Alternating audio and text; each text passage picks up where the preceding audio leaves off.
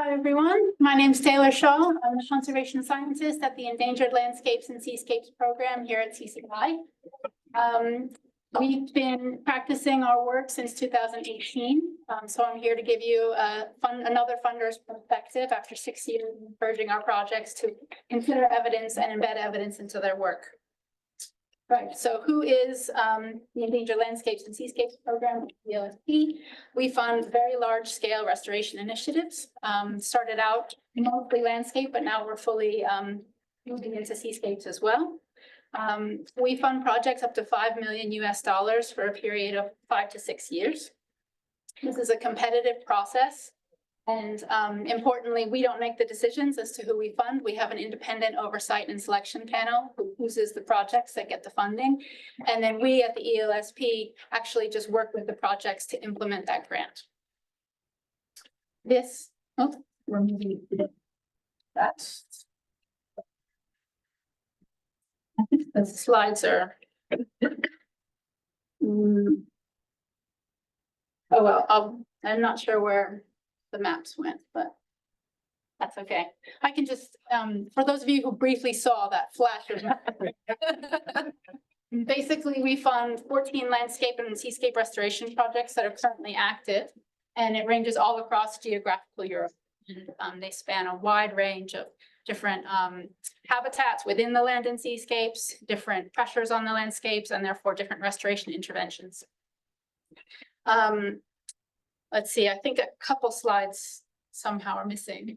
But essentially, we have different stages to the proposal process. So I had one slide that was dedicated to showing you the 3 stages to our application process. The first is that we just ask the project to submit a very short expression of interest. And if it meets our criteria, we ask them to submit a much more detailed proposal. And then the oversight and selection panel chooses which projects will get funding. At which point they get in principle funding for the 3rd stage of the application process. So at that point, they're sort of in and through the door, and we actually also give them a small grant for the desk work it takes to do all of the paperwork and preparation and considering the evidence so that when their project starts and the money actually comes in, they can hit the ground running. So apologies that you've just been staring at a blue screen. But essentially, that's one piece of what I want to talk to you about today is how we ask for evidence in the 3rd stage of funding. And then the other piece is that once they have the funding and their project is underway, we ask them all to do 1 or more restoration trials. So these are the 2 pieces I want to share with you. And now we're back on track. So in the 3rd stage of the funding, we ask for evidence. We ask the projects to review all evidence related to the proposed restoration actions and to examine the underlying assumptions in their theory of change, as a couple people have already mentioned in earlier talks. Very helpfully, thank you. It's less, I have to explain less. So essentially, if they think we're going to do this thing and we expect this thing to happen, to examine what assumptions are there and if there's any evidence to support those assumptions. So we ask them to consider evidence source. And this comes in different forms. You have sort of the more peer-reviewed articles all the way down to experts and personal experiences. We have them consider the type of evidence included. So this can be, again, in the form of a peer-reviewed article, if it's observational or experimental, if it's meta-analysis or theoretical projection. And then in terms of expert opinion and personal experiences, if it's anecdotal. We ask them to consider the direction and the strength of their evidence. So this is quite important in terms of examining if the evidence is strongly positive, weakly positive, mixed, no effect, etc. And then on a sort of a course classification of low, medium, and high, we ask them to consider the relevance. And is this citation relevant to your project in terms of geography, in terms of taxa, in terms of the specific habitats being addressed and studied? Is the paper directly linked to intervention effectiveness or just about that type of project or habitat or taxa more generally? So how relevant is this to your proposed work? And then to synthesize all of that into, again, low, medium, high classification of quality. And then they can consider other things like the sample size in the evidence, the experimental design, and, referring back to the types of evidence. So this is a bit of a screenshot from what the projects tend to send to us in this third stage of their application process before their work begins. Normally this is multiple pages of a PDF, but this is just an example. And as it's already been walked through, if you see the top blue bar is just the assumption. So for every assumption they're making for the proposed restoration actions, we have them consider the evidence source, the type of evidence, this piece is really important. You see that they've sort of underlined strongly positive versus weakly positive, and also given a bit of a description, and that really helps them synthesize multiple pages of evidence, and that's helpful for them and for us. And again, you have them classify their relevance and the evidence quality more generally. So that's all I'm going to say about asking for evidence, because that's actually before the project really begins. That's just in the design and preparation phase. But I'll just say that this really helps projects engage with evidence from the start, before they've hired all of their staff necessarily, before a spade has hit the ground. It helps them base their decisions on existing evidence wherever possible. And it also helps them identify gaps. Sometimes we have projects that say we couldn't really find much evidence for this, or we couldn't find it anywhere related to our habitat of interest, which really helps them identify areas that their project could help address the evidence gap. And overall, we just hope this helps improve the effectiveness of the project that's, about to start. So next, I'm going to talk about restoration trials. This is one of my favorite parts of the program. We ask the projects to submit a proposal for a minimum of one trial, although many projects are enthusiastic and submit more than one. And we ask that whatever they propose, that it generates new evidence relevant to their project effectiveness. So they have a bunch of actions that they're interested in doing. What is one thing that could make the work a little bit more effective? If they're planning on planting trees, for example, multiple species, if there are certain mixtures of tree species that would improve survival rates. Just any little thing that they can tweak that when they're out in the field or talking with their colleagues, they're unsure about. That would be a really nice opportunity to start talking about designing a trial around it. So the proposal comes from the project. It's usually only about 3 pages. We don't ask for anything huge, a short research proposal. And then there's a short approval and review process with us. So me and my colleague Nancy, we are the science sort of arm of the ELSP. And so we work with the projects to approve and review what they've proposed. We make sure they're thinking about randomization when possible, replication, controls, all of those sort of mainstays of high quality research. We recommend the budget to be about 1 to 3% of their funds, which in our case is up to $25,000. Although I have to say it need not cost that much. Often projects are implementing the work anyway as part of the larger restoration budget, and just tweaking 1 or 2 things at very little additional cost could really provide interesting results. What's necessary there is that the monitoring is in place in order to capture those changes. So sometimes all you need is a small tweak, but it has to be followed by appropriate monitoring. These are often methodological. Those are sort of the easy trials to identify, but not always, and I'll provide an example of that. And I just want to note that these projects happen, or that these trials happen at different spatial scales. I'll give you examples of how some projects have a very small trial that they want to test, and with those results, they hope to really scale up what they've honed in on a much larger basis in the future. And then other projects actually just implement a trial directly into their very large scale work. And I'll show you examples of both. So you've seen this a few times today. I'll go very quickly through this, but obviously we're all learning from each other in this building. So if we start at the top left, if you want to identify an opportunity for a really good trial, the question has to answer a question that will make a clear difference to practitioners on the ground. They have to have the resources, capacity, and expertise to do this work. That means for monitoring, for analyzing the results, writing up the conclusions, sort of from start to finish, because you don't want to just have someone who can set up the trial, but also someone who can handle the data and the analysis afterwards. And in that case, if you see the overlap there, there's lots of opportunities for partnerships with academics and local universities, et cetera, if you need to find those partnerships, but that's a key piece. And then the last, it has to be feasible as part of the planned restoration work. So this has to be something, you can't just be adding on something entirely new, but it has to sort of fit within what the project is already doing. And if you meet these criteria, you're in a very good place for a nice trial. So this next slide is rather wordy, so I don't, please don't read all of it. I'm more so just giving you an overview of what we ask the projects consider when they're submitting their proposal. So we ask them to describe the intervention, to discuss the relevance of this intervention and how it will help them, to get very clear about the experimental design, and this is sort of the information we use for our back and forth review process. To describe the monitoring, are they collecting baseline data before their trial begins? What is the process for collecting that data and all the methods that they plan on using? How will they share the results? We think this is a key piece of it.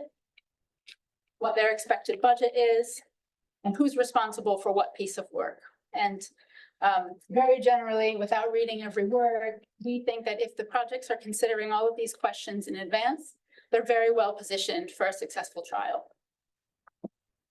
So now for just a few examples, this is a project in Georgia from our partner Sabuco, and they have a very degraded grassland ecosystem, and they're trying to jumpstart grassland quality restoration by seeing if they can implement something called mob grazing, and also trialing different ways that they can support mob grazing to help promote a quicker recovery of the grasslands. So this is an example of a very small project where they have 1 hectare enclosures where they put fences in and they put very specific densities of sheep in for a very specific amount of time. They spread manure in one area, hay clippings in another, hay clippings and manure in yet another, and they replicate this system multiple times and then collect all of the data pre and post to see what this outcome has on the vegetation, the species composition, the biomass, et cetera. And so this is an example of a small one, but if they have really clear results that, for example, hay clippings works better than manure, but equal to hay clippings with manure, they have their most affordable way forward to go, okay, we should scale up spreading hay clippings in all of the areas we want to restore. Another example is our project up in the Cairngorms Connect.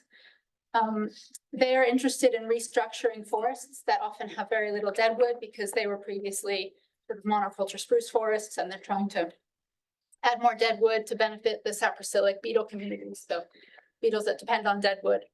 But they didn't just want to create deadwood, they wanted to experimentally manipulate how you create deadwood.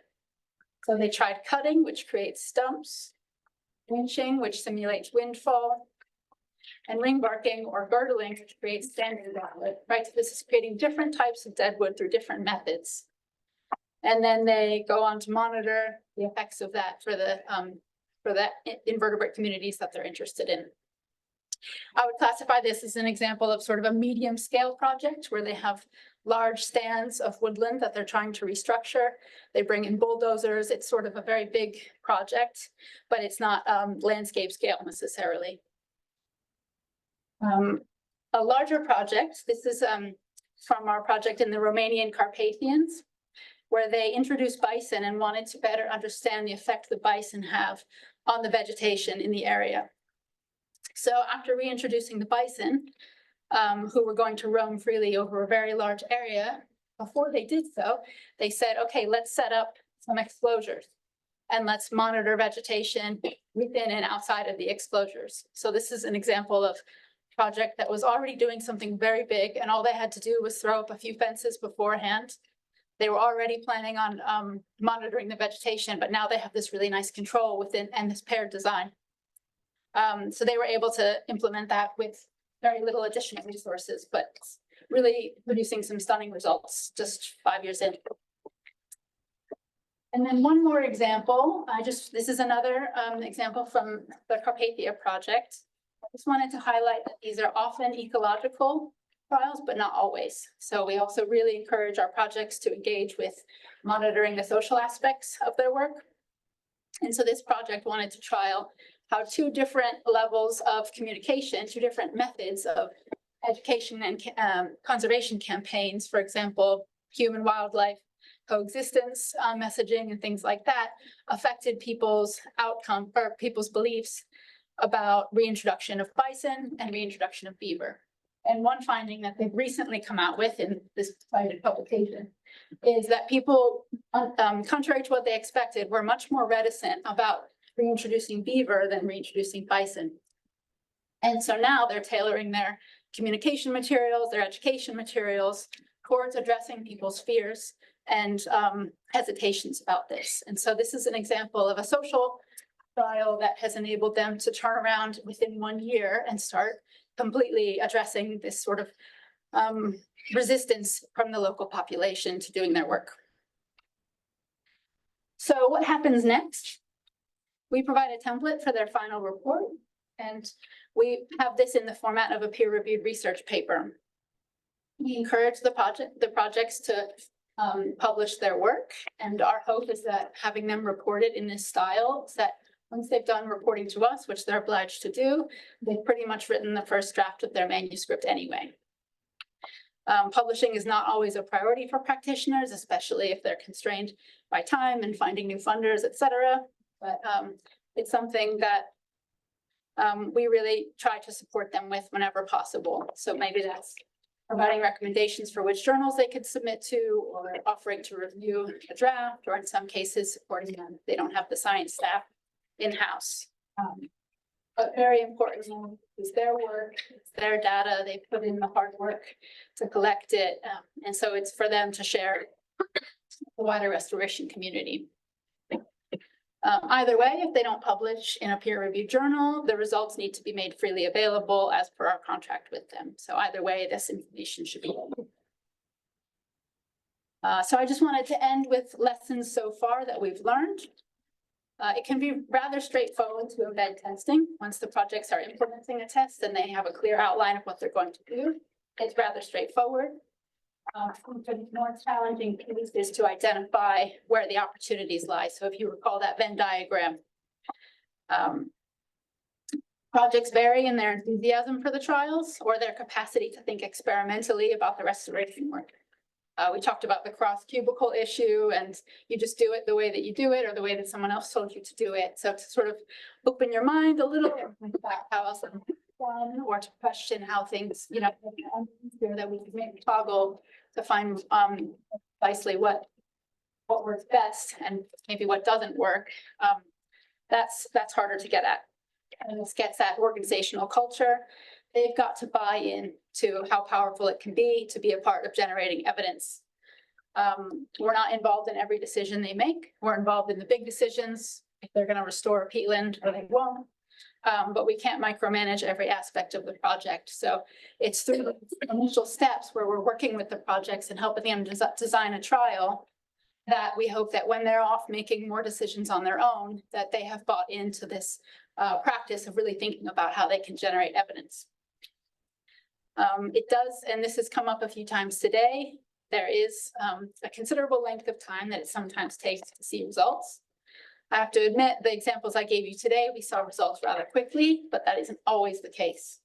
So if you want to see results within the funding period, you have to think about that in the design period, rather than waiting maybe for a longer time period. And our biggest takeaway is that simple is better. So often projects, when they start designing a trial, they want to test all of these different things and they have all of these different questions. But that will really reduce their statistical power in order enabling them to really determine anything clearly. So we encourage them to test one thing, that have a very simple and clear design that really enables them to move forward with confidence, and then they can test the next thing. So in conclusion, it can be straightforward to embed testing, especially once you have processes in place. So we have guidance documents to help the projects think through this, and also all of the forms we provide to them. And so it's just a matter of course that this is what we do, and it's rather straightforward. Working this way can provide useful information that can be directly and immediately applied to restoration work. For the social example of the Romanian Carpathians, they're just immediately applying their findings, which is really excellent to see. These findings are often site-specific, so the outcomes or the results can really vary in terms of how generalizable they are for the larger restoration community. But the questions that they ask are practitioner-derived, and it's meaningful to them. And so we encourage them to come up with a question that they really want to answer. And so for that reason, we consider these results very valuable. It facilitates adaptive management and learning by doing. And hopefully, as more and more of this evidence eventually makes its way out, it will add to the evidence base and drive improvements in practice across that wider restoration community that we're all a part of. That's it for me.